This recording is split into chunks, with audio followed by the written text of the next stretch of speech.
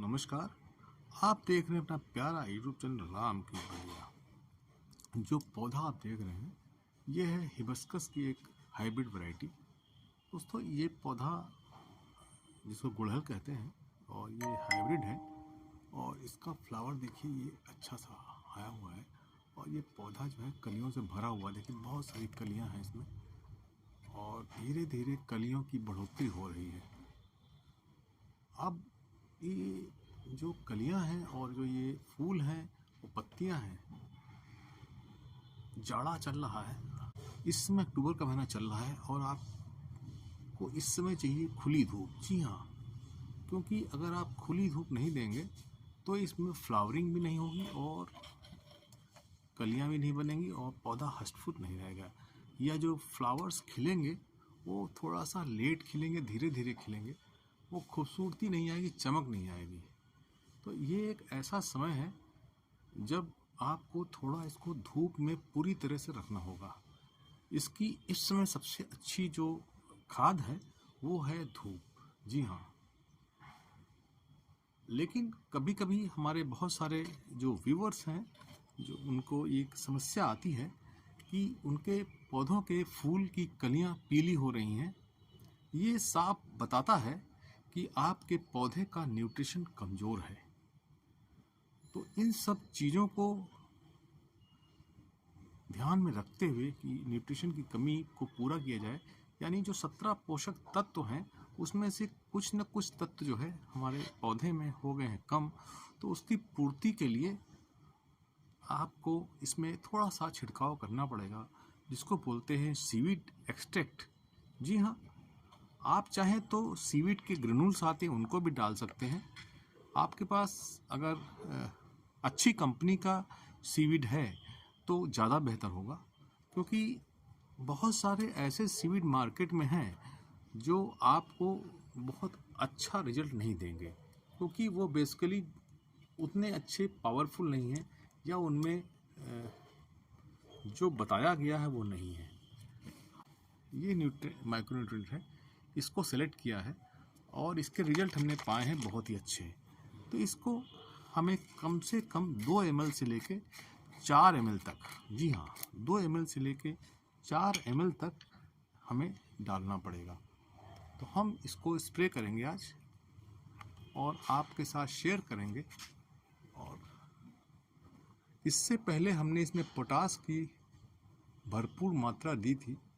इस समय पोटास डालने से कोई फ़ायदा नहीं होगा। आप समझेंगे कि हम पोटास इस समय डाल दें तो इस समय हमें कोई फ़ायदा नहीं होगा। हमारी जो कंटेनर है वो ये वाला है, तो ये करीबन 1.5 लीटर का है। तो इसमें हम करीबन आपको 3.5 ml डालेंगे और इसको अच्छी तरह से हिला लेंगे। देखिए हम आपको इसमें डालकर दिखाते हैं। ये हमारा कंटेनर है, इसमें हम इसमें डाल देंगे और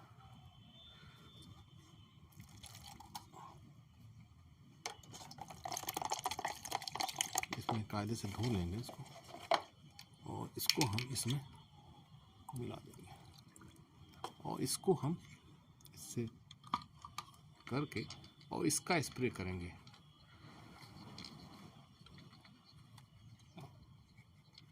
जो लोग हमारे चैनल पर पहली बार आए हैं उनसे निवेदन है कि वो चैनल को सब्सक्राइब कर लें, जिससे उनको इस प्रकार की नई नोटिफिकेशन आती रहे। इसको बढ़िया तरह से सीवीड एक्सट्रैक्ट से नहला देंगे।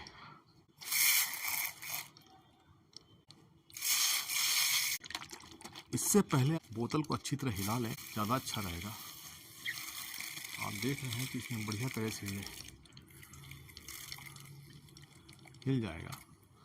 तो ये अक्टूबर का महीना है, इस समय इसको बहुत अच्छी तरह से फ्लावरिंग आने लगेगी। तो इस तरह से आप पूरी तरह से हिला के और स्प्रे कर देंगे तो आपका पौधा जो है जो कमी होगी वो पूरी हो जाएगी। जो ये सीवीड एक्सट्रैक्ट होता है इसके अंदर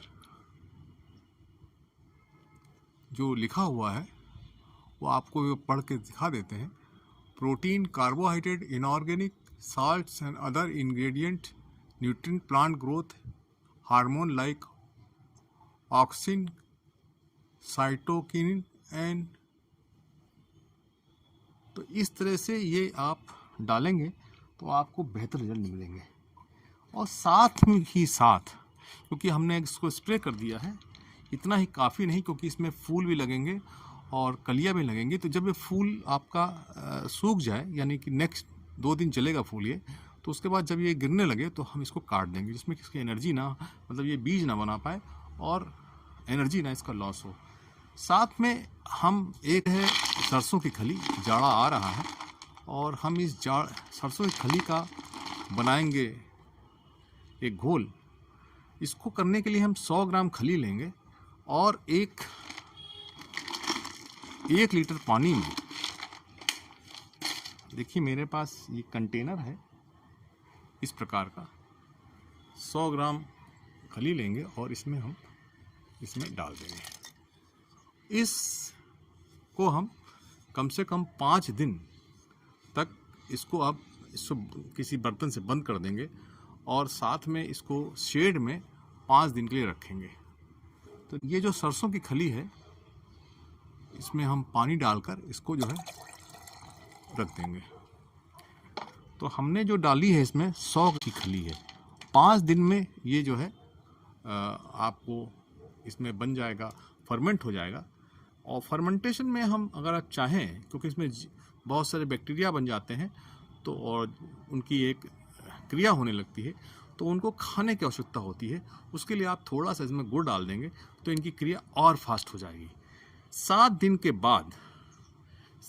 बाद इसको हम 10 लीटर पानी में मिला देंगे और उसके बाद हम हर पौधे में, जितने भी हमारे गुड़हल के पौधे हैं, उनको 200 ग्राम, 250 ग्राम, 300 ग्राम के हिसाब से सबको दे देंगे। तो ये हमारी एक प्रक्रिया है। तो आप चाहेंगे तो आपको बहुत बढ़िया तरह से रिजल्ट दिखाई देंगे। तो ये जो आप देख रहे हैं, ये बहुत बढ़िया तरीके से काम करता है। आप इसका रिजल्ट ज़रूर देखें। ये कोई प्रमोशन नहीं है, आप इसको आराम से डाल सकते हैं। इसके अलावा आप किसी भी कंपनी का ले सकते हैं। तो आपको एक समरी बता देते हैं कि पहली बात तो हमने इस पे आज सीवीड एक्सट्रैक्ट का छिड़काव किया है और आज से 7 दिन के बाद हम इस पे पुनः इसकी मिट्टी में सरसों की खली का लिक्विड फर्टिलाइज़र हम इसमें डालेंगे। इस लिक्विड फर्टिलाइज़र को डालने में जब हम उसको पतला घोल बनाएंगे, 1 लीटर, ये 1 लीटर है, और इसको हम 10 लीटर में डालेंगे, 11 लीटर हो जाएगा। उसमें से 250 ग्राम, 300 ग्राम, जितना भी हमारा गमला बड़ा हो उतना बड़े गमले में हम इसको डालेंगे और फिर हम देखेंगे कि इसमें बहुत बढ़िया तरह से ग्रोथ होती है। आप सीवीड एक्सट्रैक्ट की जगह सीवीड ग्रेन्यूल्स का भी प्रयोग कर सकते हैं। अगर आपके, क्योंकि हमारे में किसी मिलीबग का प्रकोप नहीं है, हमारे में कोई कीड़ा नहीं लगता है, क्योंकि हमने इसका प्रिवेंशन पहले ही कर रखा हुआ है। अगर आपको लगे कि आपका पौधे में मिलीबग का प्रकोप हो रहा है तो अब आप ज़रूर ही उसमें 3 ml पर लीटर के हिसाब से नीम ऑयल का छिड़काव करें। लेकिन एक बात ध्यान रखें, जो नीम ऑयल लें, अगर उसमें पहले से चिपकाऊ, यानी एक इसमें हम जब, क्योंकि हमारा जो नीम ऑयल साधारण जो आते हैं उसमें चिपकता नहीं, उसके लिए हम लोग लिक्विड सोप को डालते हैं। अगर आपके नीम के ऑयल में वो लिक्विड सोप पहले से नहीं पड़ा हुआ है, यानी आपका जो ऐसा नीम ऑयल है, क्योंकि अब ऐसे नीम ऑयल आने लगे हैं जहाँ पर लिक्विड सोप पहले से ही पड़ा होता है और उसमें डालने की आवश्यकता नहीं होती, आपका अगर वैसा वाला है तो मत डालिए। अदरवाइज़ आप 3 ml डालिए और उसमें लिक्विड सोप डालिए और बढ़िया मिला लीजिए और उसके बाद उसको छिड़काव करेंगे। और अगर प्रकोप ज़्यादा है तो आप 5 ml पर लीटर से कम नीम ऑयल न डालें। अगर प्रकोप नहीं है, प्रिवेंशन है, तो 3 ml पर लीटर। अगर प्रिवेंशन नहीं है, क्योर है, आपको 5 ml पर लीटर का छिड़काव हर 15 दिन पर करें। तो आप पाएंगे कि 2-3 स्प्रे में ही, हो सकता है आपको 2 में ही इसका निजात मिल जाए।